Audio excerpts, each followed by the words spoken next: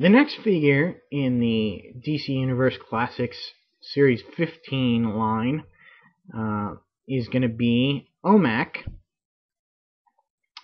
And taking a look at his card, you see the biography and statistics for him. You've got a nice picture, as well as a picture of the other figures in the line. Golden Pharaoh, which you've already seen. Gem, Raven, Martian Manhunter, Starman, and the Sinestro Corps Batman with the Collect and Connect Validus. The variants are a alien-looking Martian Manhunter and the modern or 90s, 2000s Starman. Looking at this figure, he is one of the more odder looking characters with the giant mohawk, which is probably meant to sort of invoke the feeling of those old Greek and old Greek helmets with the nice plumes. The sculpt, face-wise, and just all design is, of course, very influenced by Kirby, the creator of the character, Jack Kirby. And while the head seems to be very, very large for a DC Universe Classics figure, I think it kind of fits with the character in that Kirby drew his stuff very large and exaggerated features on all his characters. It may not fit in quite well with other DC Universe Classics figures, but it works for just this figure. The paint scheme is very nice, all very clean lines on here, and the very nice O.M.A.C.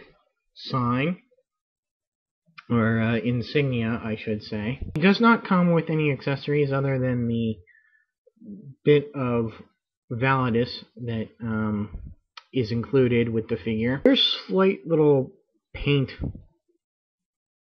mess-ups on the boots here. You can see there's a little streak there, the orange on the goldish type boots. But other than all, it's fairly clean. He's got the standard DC Universe Classics articulation, up, down, side to side on the head. Arms go all the way around, out and in. Rotate at the bicep. Bend at the elbow. Rotate at the wrist. Bend at the torso. The waist is very restricted by the belt buckle on his belt. In fact, where you can just move him slightly left and right. That's a little bit of a disappointment there, but not too much, since you still get some really good dynamic poses out of him. His legs go back and forward and out to the side. Rotate at the thigh, bend at the knee, and at the ankle. The way O.M.A.C. basically developed as an idea and a character was that before Kirby left Marvel for DC, he had pitched the idea of Captain America fighting going into the future and fighting a corrupt system in that future. And Marvel wasn't too interested in that idea. As his New Gods books started to sort of not be as promising as DC thought they were, and were being canceled.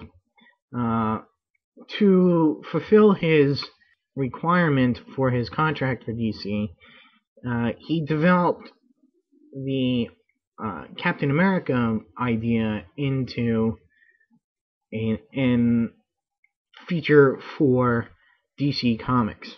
And thus we get Buddy Blank, who was a corporate nobody who gave up his life, not in dying, but gave up his job and everything to save a female coworker at the plant that they worked at from some sort of conspiracy. The plant that they worked at was a pseudo people factory, which were basically androids made for companions. Make of that what you will. But were really being used to create android assassins. This female coworker, finds this out, but in the course of trying to save her, Buddy Blank is contacted by this mysterious Global Peace Agency. And the Global Peace Agency is this mysterious group that is fighting all this evil in the world, all this corporate evil that has gone on. And they don't want to create armies anymore because that will scare all the political structure in there. So instead of recruiting vast amounts of people to their cause, they go for a few agents. And so they give Buddy Blank his powers through their AI satellite called Brother Eye, EYE. However, it turns out that the very person that he was trying to save turned out to be an android assassin herself, but not your typical android assassin. No, she was basically a walking, talking bomb. He foils the plot that is involved in her detonation, and continues on to fight the powers, fight the system. He is later tied in to another Kirby creation, the last boy on Earth, Kamandi, and he's actually Kamandi's grandfather. Both O.M.A.C and Buddy Blank would be revisited through Crisis on Infinite Earths and Countdown to Final Crisis. Now, in that, O.M.A.C started out as a nanovirus that infected members of the population of Earth and were controlled by the Brother Eye satellite created by Batman, Bruce Wayne, as a deterrent against rogue superheroes. Brother Eye gained its own sentience and was subjugated by Max Lord into doing what he wanted. Buddy Blank then shows up in Countdown, and he's a retired professor who saves his grandson from a virus from the future.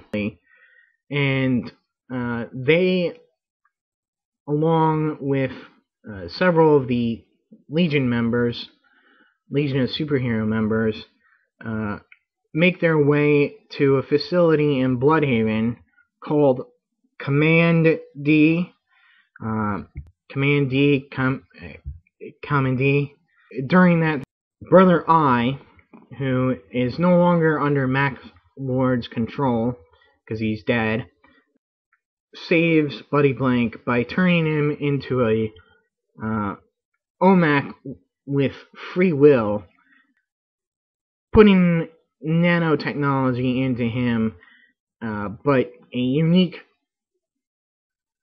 separate thing, not being able to be controlled by Brother Eye. And when he comes out as an O.M.A.C, he doesn't resemble the robotic O.M.A.Cs from previously. He looks like the Kirby version. He's locked in this bunker with a set number of years to be released in the future, thus hinting at that the futures of both O.M.A.C and Comedy are going to eventually come to pass in the DC Universe proper, which seems to bear out if you have been reading Final Crisis. That'll be it for the O.M.A.C figure from Series 15 of the DC Universe Classics.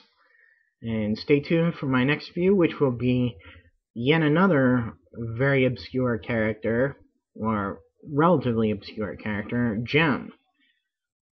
And until then, I'll see you.